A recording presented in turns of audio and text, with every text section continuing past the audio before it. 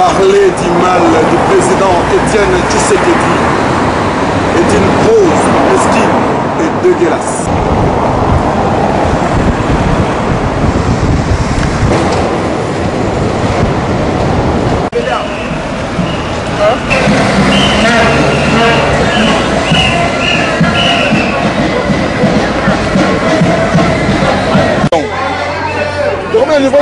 La cathédrale en face à Kaya, il y a pas de justice.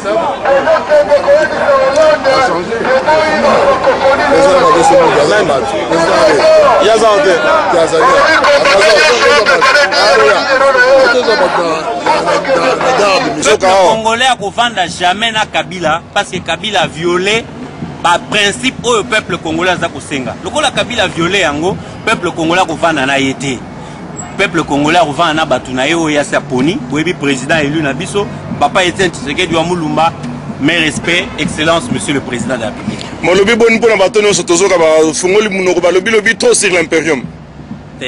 Impérium, Batoazo Kansageza, Likambuya Tshisekedi et Morote. Tshisekedi a zo bunda pona biso. Ce qui biso moro batu o yazo bundela pona bango, to komi ko sala lokwa Likamongwe komi ya Yemoko. C'est pas sérieux. Il faut te battre sala nini. Ce papa-là, avec son âge, nous l'avons poussé. Toda Sibanayo, Nzamba Ponio, Osalela Ebisomo Totindikie, Atalimbula na été. Batumusuba Kantisaki a la campagne les 11 provinces. Il est allé partout, en peu de temps. Kabila a fait sa campagne pendant 30 jours. Tshisekedi n'a fait que 15 jours parce que Azalaki Tamususu Libanda, Bilomo Boebi, Azalaki en Afrique du Sud, Aoutaki Poto Awa. Pendant 15 jours, il a fait toute la République. Na âge naye, na poids naye. Il a fait toute la République. Et aujourd'hui, vous, Imperium, c'est notre affaire, nous les Congolais. Biso ba Congolais, to bunda pona Imperium, na biso. Na combat oyo, na Europe et na monde. Gouvernement occupation, Bosala RRT. Il n'y a pas un chef. HCR. Il n'y a pas un chef. Basa Kadima. Ouais. Nazo Tubaboy. Awa. Nazo pesa Dekonangai Rex Kazat. Ana même pas droit de prononcer combat ya ba Congolais. Kombo tozo munda pona bana naye, pona ye moko, pona papa naye. Oyo to bunda oyo, mboka la pesa na occupation. La minute oyo, il y a les pères de la révolution Bazali. Bato babandi Congo Bazali. Bato yo on Nzambe ayebike apona bango po ba diriger Congo. Ya na lobi na ba diaspora. Maloba ya Rex eza sans effet akata fumba oyo. Na lobi noke papa passer. Bato bataka temena Moïse akanyaka. Baye bataka temena roi Salomo komanga roi. Baye bataka temena roi David abomanga Goliath. Na komba oyo même Kanambe a dit 100 millions de dollars. Apesi bato balewa ba okoka Congo te. Belgique to ban imperium ao. To ban imperium po ifeto bune to tika nyama. Un imbécile, un aboutri, irrétrait. Lokola Kanambe oya za ko bande kona biso na est na Congo apibeli bande kona biso mai un irrétrait comme Kanam Jeannette Kanam men imbécile Mozit imbécile Ngoibulunda diable Jacques Ndoli diable Kengo Dondo diable Ndekoza awa il n'y a pas un chef Kolo Kombo ezali Nzambe Dieu tout puissant chef ya Congo c'est Etienne Tshisekedi dans la Congo pour soutenir la vie spirituelle que oya ko le kaokeleki oleki tato pas passer Bishop Kadima oya bake impérium même makama lokuta soki ozo lia mbongo na yo de kolanga Rex lia mbongo on a pouvoir moko te na combat oyo babiso baboketo yo na ebani Congo mobimba na ebani 11 régions na bandi combat en 1996-97 contre les Rwandais. Na bandi combat awa na poto kobetela bamatanga na bafete na makambo nyonso mpo lelo peuple oyo etelema oza na pouvoir moko te ya koleka olobi imperium ya makambo ya lokuta soki ozoluka obundisa komba okoki te ndeko na ngai zwa makolo na yo keneno na Congo na parlement place tata mwasi na yo Jeannette Kanambe azali po tobombi yo trop tu décolle trop obandi komba lobi awa na makambo ya fali na Zénith wana droit na pouvoir nini awa porte-parole azalaka te porte-parole na biso esprit cet esprit awa chef azali te mais ordre ya combat ezali wana droit moko te ya koleka na bainternet olobaka imperium ya makambo likota ya lokuta mpona prouve yo ke na combat Floribert Chebeya Armand Tungulu assassiné par Aridi Hippolyte Kanambe un irretrait naza kofinga yo Kanambe irretrait wana niveau ya kodirige Congo na biso te ya tolobi toza kobanda imperium awa imperium ya kobanda a na Bruxelles biso to ba bishop Tchatouba bishop Kadima ba passer Rabi d'ici là ba passer tout au bana Belgique ba ko contribuer tozo l'imperium na palais du midi d'ici là tozo la soirée ya munene pour la kozombongo et kozappelle pour la première fois pour la relaxer parce que Belgique a la contrôle de la situation et puis bande ko la France ko ba na bondo ba Maté Sali ba mama Yuyu ba Yagi Gérald ba Babé Masombo banda lelo bo écarter na kata combat oyo ba écarter nani Rex Kazati donc ba débarquer na bateau aya ne pété pour on a besoin de le susciter ozo déconner tozo qui on déconne biso toyo obunda toi tu crois qu'il est plus fort que Boketu est-ce qu'on va la populaire que le Boketu yemsanga na Congo na neto vali boy ah na poto soko soko ça bato bazo peso ba 3000 ba 4000 examens tu n'as pas plus fort que nous on va traiter les biens on va traiter la famille na bango banda le long de Kolangai tika combat koyaka marche te ozo peser pe rien o tout a retrahir combat oyo azo peser rien sans effet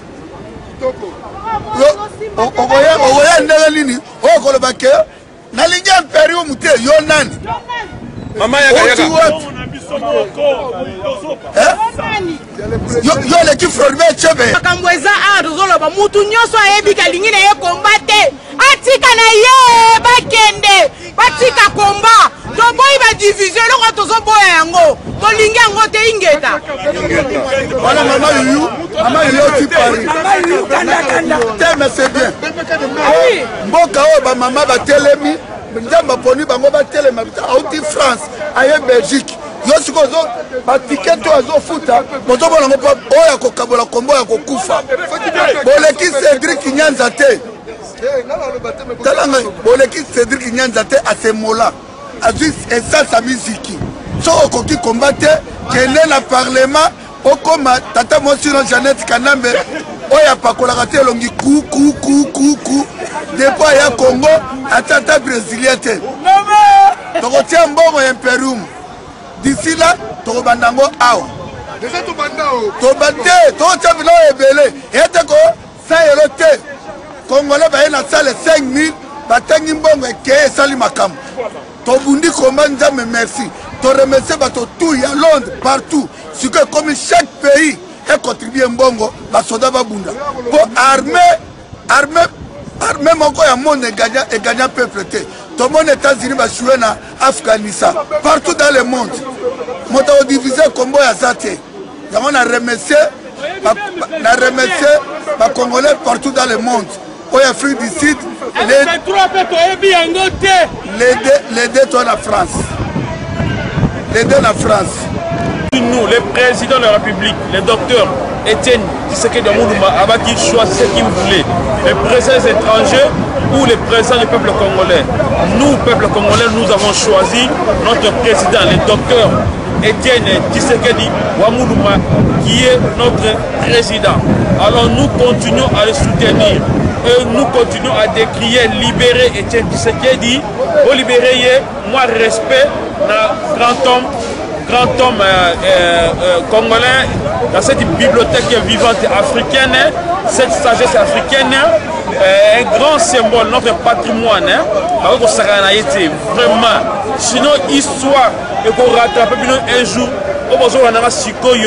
en direct, il y a Bishop Francis Kadimo, histoire et pour la rater. Un jour, on doit refouiller les documents. Si na ba radio sans effet, na ba commis, na ba radio tout, beaucoup baki ba oyo ba sakana ki na grand homme. Mutu wa bundeli mboka mingi banda kala, boingo millier bo bani aéroport, bo vandi c'est belé, bo kangié bo twa réseau surveillé, bo aussi ba voir naie. Mais nous sommes comme cette femme de la Bible, oyo devant juge unique. Alema Kité, il continue toujours à justice jusqu'à ce juge Alema qui a rendre justice. Bisopé peuple congolais, nous continuons à justice. Rappel sa pouvoir na biso, impérium président na biso à travailler. Le président des Congolais, c'est le docteur Étienne Tshisekedi Wamuluma que nous avons choisi. Ingeta, merci Bishop. On utilise parfois mais les années il faut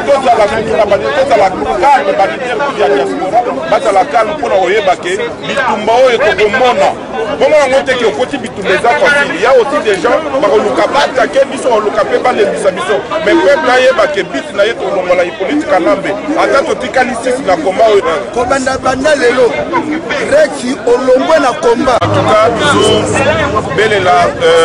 peuple congolais, surtout tout au Bazali, partout dans le monde, battre les mafons en libération en Boka. Moustoutou a éviqué dans le niveau Azali, a évacué le commune à étape Moko ya Makasi. Dans l'étape Moko ya Makasi, il faut occuper terrain à Congo. On est que la place qui est Azali, à côté les mains, on a tout libéré Mboka à sensibiliser partout. Il y a une réunion, vraiment une réunion, pour filtrer banani au Bakota. Donc avant Kota na réunion, il faut vraiment tamis. Il faut tout tamiser. Mais bateau bazolo la contre Imperium Molobin. Non, mais bateau bazolo contre Imperium les années qui na volonté na niko pesa mbongo yo ko pesa ngana na pesa mbongo. Quel est ton problème? Ce qui est là bateau bazo contre mais monité batongo bazana bazali contre vision ya président Eli Étienne Tshisekedi. Vraiment, c'est ça qui vraiment déplorable. Déplorable que yo Peksangal, même les leçons Nassali appellent, par exemple, Nassali appelle que Tozana et l'eau Moko Tolinito Sala Batubasunga. Yo leki au contredire en West Nana au CP. On y chapé la place, il y a président Etienne Tshisekedi au Apunda. C'est comme si Bozo humilié. Vraiment, en tout cas, Bazo posé par Aktuana, les Alimabé, les Alétina Lelo, na église, na Bimisi. 500 € bien 100 € na pesi na église nanga yo yo kobenga ke opesa kate et dans le sens c'est parce que ngamoko na yebi pourquoi nazo semer na ko semer na bitumba na ko semer panzambe na ko semer partout na ko semer pe na ko aider orphelin na ko aider chèque yo ko ya ko lobate ke no pourquoi bozo aider wana ça vraiment c'est une mauvaise foi en tout cas nazo condamner en la dernière énergie qui a marqué wana et c'est vraiment déplorable toi arriver en ndengana mais moi je crois que sur ma message il y a quelque chose qui est caché derrière.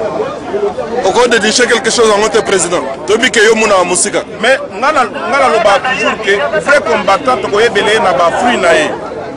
Ceux qui combattant ozoya pour na ko diviser, ko détruire combat. Oui mais combat biso to souffrir na ngotro pendant 8 ans. Bande mususu ba bundi. Il y a des gens qui ba côté ba prison, ba souffrir, ba perdre ba misala na bango, ba na ba problème na ba famille. On ne peut pas supporter que Batumoko Baya, Baboma Komba, ça fait très mal et puis Bakoyi ko s'attirer malheur dans la vie na bango. Ba histoire ya Congo, Congo est un pays béni, Batutua Balukara ko sala mabe na Congo, vie na bango est Esukawata. Donc, ils ont un message, on a fait ça bande pour vraiment pas raisonner mini côté. Merci. Ingeta. Enfin, na yoki musicien moko akufi, naza komona ba condoléances sur internet. Makambo wana etali biso o. Oyo akufi aleki Armand Tumulu nani? Aleki Chebe nani? Alaki akomala. Voilà. Donc, bao bazokufa wana bayembelaki Kabila. Biso tanke toza kobundisa Kabila moto oyo konika na ye aza susu na biso bakendeka bango nyonso message esili. Le soufflet est retombé. Est-ce que soufflet on est quoi? Est-ce que quoi? C'était misère aussi qu'on retourne le 2 juin. Biso tout bas à Bruxelles, non pas papaya. Bandeko na biso bauti ba France, bauti ba Allemagne, bauti ba Hollande. Bapesi ekumu na komba oyo biso mpe tokozongisa. Donc le 2 juin, tozelami na Paris. Départ ekozala na gare du Nord. Bino tout va préparer 20 €. Aller-retour 20 €. Donc on fait ça on est Maman José. Maman José numéro na ye, okozwa na internet. Okopanza numéro on n'a pas boutonné ça la réservation. Abenga Maman José a préparé 20 €. Si on a fait retard mingi, mes amis, en ce jour, les Congolais de la diaspora se sont donné rendez-vous ici en Belgique pour marcher de la gare du Nord jusqu'au palais de la justice de Belgique. Pourquoi nous marchons? Parce que, le quatrième pouvoir, qui est le pouvoir des médias, de la communication, nous a été aussi dissipé. Dans le monde entier, personne ne parle de viols, ne parle de hold-up électoral, ne parle de massacres qui sont commis, perpétrés chez nous au Congo.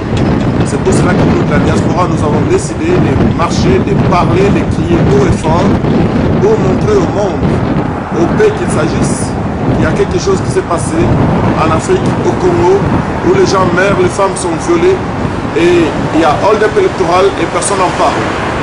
J'aimerais souligner que parler contre le président élu, M. Etienne Tshisekedi Wamulumba, c'est une pause mesquine et dégueulasse, étant donné que M. Tshisekedi Wamulumba est un poteau indicateur de la démocratie dans notre pays. Un poteau indicateur, peu importe, on peut cracher dessus, on peut pisser même dessus, mais cela ne change en rien ses qualités de poteau indicateur. Il continuera à montrer la direction. M. Tshisekedi, dans l'histoire de la démocratie au Congo, il lutte à peu près de 30 années de lutte. Je pense que l'homme est resté intact dans sa position, il n'a pas fléchi ni à gauche ni à droite. Ce sont des hommes qui sont restés des monuments de la démocratie dans notre pays. Et pour des esprits mesquins qui ne comprennent pas les choses, si vous n'avez rien à dire, eh bien ne parlez pas. Il est mieux de considérer des hommes par rapport à leur qualité et les remercier. Je pense que même s'il ne s'agissait pas d'impérium, soyons clairs, même s'il ne s'agissait pas d'impérium, nous en tant que peuple de la diaspora, nous en tant que peuple congolais, nous pouvons nous dire, nous pouvons soutenir l'homme, le président élu de la République. Je vois M. Chirac qui, dans quelques années de son élection, il est passé à la TF1, on lui a dit, mais tu as dépensé beaucoup d'argent pour ta campagne électorale.